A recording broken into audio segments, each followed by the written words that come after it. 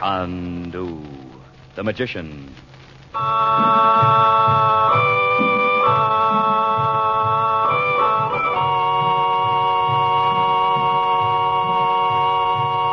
Good evening, ladies and gentlemen.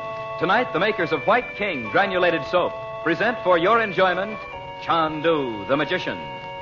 But before our story begins, we would like to ask a question. Do you shudder when you see the price tags on sheets and towels these days? Then those high prices are one reason for giving all your household linens White King Wash Day Care. White King has been a good washing machine soap, a good wash day soap for 30 years. Today, it is better than ever, actually improved in quality. You'll like White King because it dissolves so quickly and completely in your wash water, because it makes quantities of suds that eagerly wash off surface dirt and wash out hidden dirt. And White King washes so quickly and so gently, it protects your household linens, keeps them new-looking longer. Just try White King. We know you'll say, I love that soap.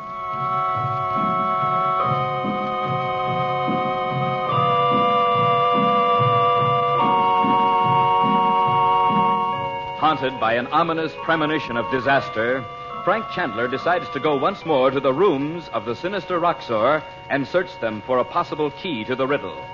He finds part of a letter signed by the Princess Naji begging him to meet her in Italy. But Chandler believes Roxor left it for him to find and has some reason for wanting him to leave Cairo. Later, he pretends to leave Naji's home, tricking Roxor's watching Arab into reporting that Chandler has gone.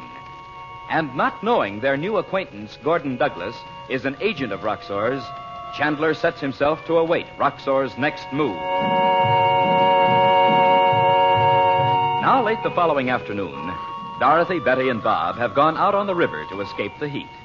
The felucca, manned by Naji's Arab boatman, is moving slowly down the Nile toward her home. But behind them, on the river unseen, is the boat of Gordon Douglas. Chandu, the magician.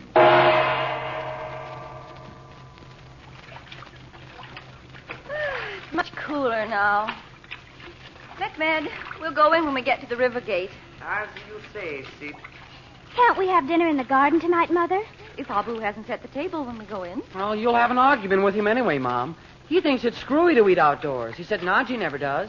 Mother, did you say anything to Uncle Frank about that letter from Naji? Well, no, dear, why? Because what if it really was from Naji? Betty. Well, she could be in Italy. Uncle Frank doesn't know where she went. Oh, he knows what he's doing, dear. I can't help thinking how awful it would be if she really does need help. And she's waiting, and Uncle Frank doesn't come. Oh, Bets, how could Roxor get a hold of a letter of Naji's? Well, he's awfully slick, Bob. Or Uncle Frank would have found Daddy long before this, for one thing. Look, Roxor hasn't got the Egyptian post office working for him. Maybe not. But he must... Darling, let Uncle Frank work it out. He will anyway, Bets, so... Oh, here we are. Ah. Oh, you can tie up the boat, Mehmet. I'll help them out. Here you go. Thanks. Hello there. Oh, hi, Mr. Douglas. Have you been trying to cool off, too? Pull into the landing, Mustafa. Good afternoon, Mrs. Regent. I thought I recognized you out there on the river. Oh, good afternoon. Hello, Mr. Douglas. We didn't see you. The clerk at the hotel suggested a stay. Mrs. Regent, you look as cool as a spring morning. Well, it is cooler now. Egypt's like Southern California. Don't tell me, I know. No matter how hot it is in the daytime. It's always cool at night. It is, too. Oh, I believe it, Betty. Oh, Mrs. Regent, I was going to drop in later. Will you be in? Why, yes, we... Well, why don't you come in now? Well, I'd like to, if your mother doesn't mind. We'll be glad to have you. Thank you. Mustafa, you needn't wait. I'll get a cart. Take me back. I want Excellency. You know, there's nothing more boring than sitting around a hotel. Oh, gee, I thought foreign correspondents never had a dull moment. Oh, I'm waiting to hear from my office in Rome about something, but... Oh, let me open the gate. Isn't Naji's garden beautiful, Mr. Douglas? Looks as if it might be centuries old. It is. I think the high wall all around makes it look positively feudal. And you know, at night, the whole place is locked up like a fort or something. I know what you mean. I told you the other day. I've heard endless stories about the mysterious princess no one ever sees. Little you know. Bob, will you go in and see if there's any mail? Oh, sure, Mom, in a minute. Mr. Douglas, would you look at some pictures I've taken? I'd like to know if they're any good. Well, I'm no expert, Bob, but I'll be glad to look at them. Oh, they're up in my room. I'll get them. Let's sit out here, Mother, shall we? All right. Mr. Douglas, would you like to have dinner with us? Why, thank you. I'd love to. Oh, it'll be fun. Mother, shall I go and tell Abu? Please, dear. Here, take my hat, will you? Uh-huh. I'll ask him about having dinner outside. I didn't know there was a woman in the world who could take off a hat without looking into a mirror afterwards. Well, as Betty would say, I'm the casual type. Not casual, exactly. Restful, that's the word for you. I suppose all writers automatically try to analyze everybody they meet. And I've a friend at home. Don't pigeonhole me, Mrs. Regent. Why, you sound as if I'd accused you of something dreadful. I'm sorry.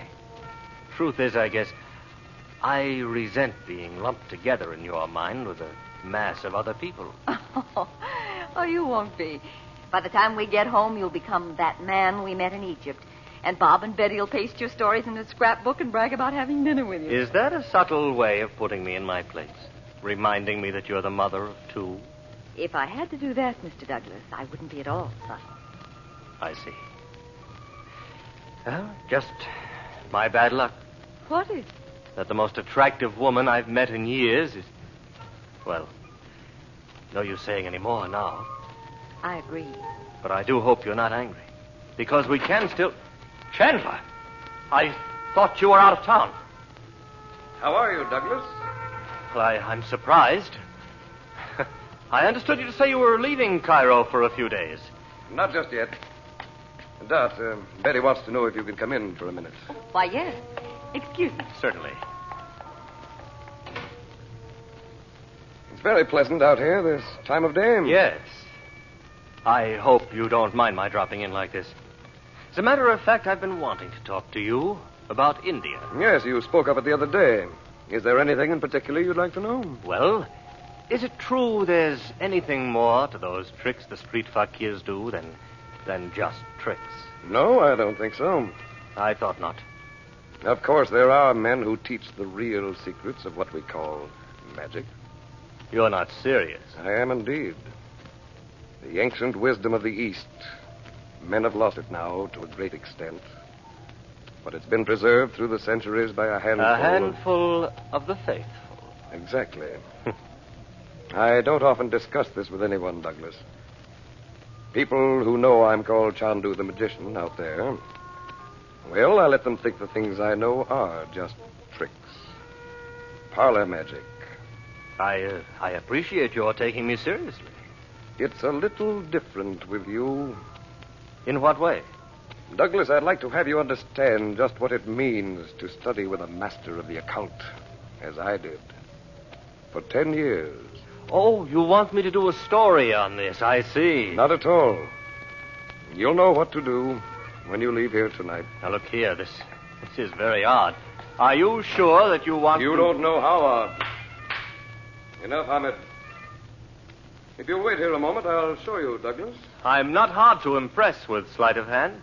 And I admit I've heard of your tricks even in Washington. Well, what's that? Not a crystal ball. Yes. I'll set it here. Just pull up your chair, will you? I'll sit here. Just look into it, Douglas. You surely don't expect me to see anything, Chandler. That's not the way crystal gazers work. Look. Look, I say. What's that sound? Where's it coming from? Look into the crystal. I will lift the curtain of time from your life. I will know what you did and why you have come to take a place in my life. Look, Douglas. Why, that's my hotel room in Rome. Who is the other man? The man with you? Tell me.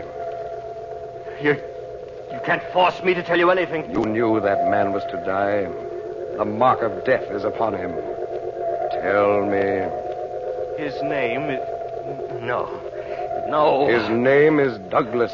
Gordon Douglas. I'm Douglas. Stop it. No. Look into the crystal. Look again. Oh. Darkness. The black shadows of the Roman temple. The stars are gone. The moon's face is hidden from death. I can't look at it. In the blackness near the Tiber, Douglas lies dead. And you came here to take his place. Who are you? No one knows my name but Rocksaw. Oh, what an experience. Like a nightmare. Was it? Quite a show. Strangely enough, you were in it, too. Was I? It's very interesting. You know, I'm rather glad no one could see it but myself. It was nothing much. You understand, just an incident that happened before I left Rome, but, well, you understand. Oh, yes. You said I was in it, though. I seemed to hear your voice. I suppose that was because I was listening to you when I fell asleep, or whatever the term is. I asked you a question. Don't you remember? I know. When? In the nightmare. No, I did. You don't mean to say you saw all that? You couldn't have, or you... Nothing. All I'd have known, you're an agent of Rocksaw's. Rocksaw's? What's that? I never heard of it. Who else could have told you I'd be away? Your sister mentioned it, or you told me yourself. Now, look here, Chandler. I know I asked for this hocus-pocus. Nobody in this house told you I'd gone. Rocksaw left that note, thinking I'd dash off to Italy. What were you to do then? I'm sorry, Chandler. I'm afraid I can't go along with this. If you really believe such stuff, I'd advise you to consult a good psychiatrist. So you haven't had enough yet. Sit down, Douglas. Oh, no. You will once more relive an hour I must see. No. Look into the crystal. That's it. Now.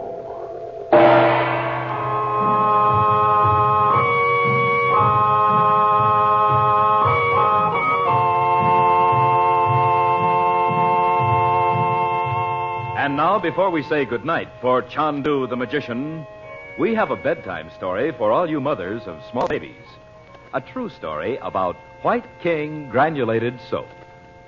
We do not have to tell you that babies require lots of diapers, and that diapers require lots of washing in rich, gentle soap suds.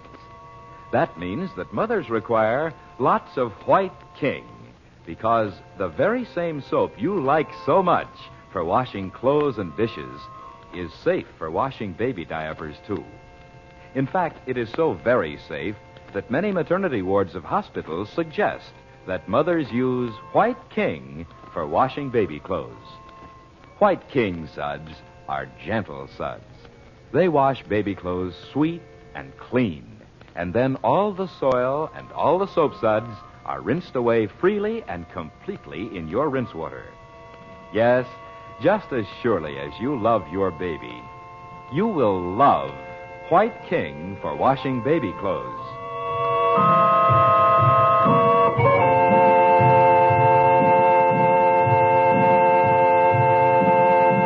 The makers of White King invite you to listen tomorrow at this time when the story resumes. Chandu, the magician. This is the Mutual Don Lee Broadcasting System.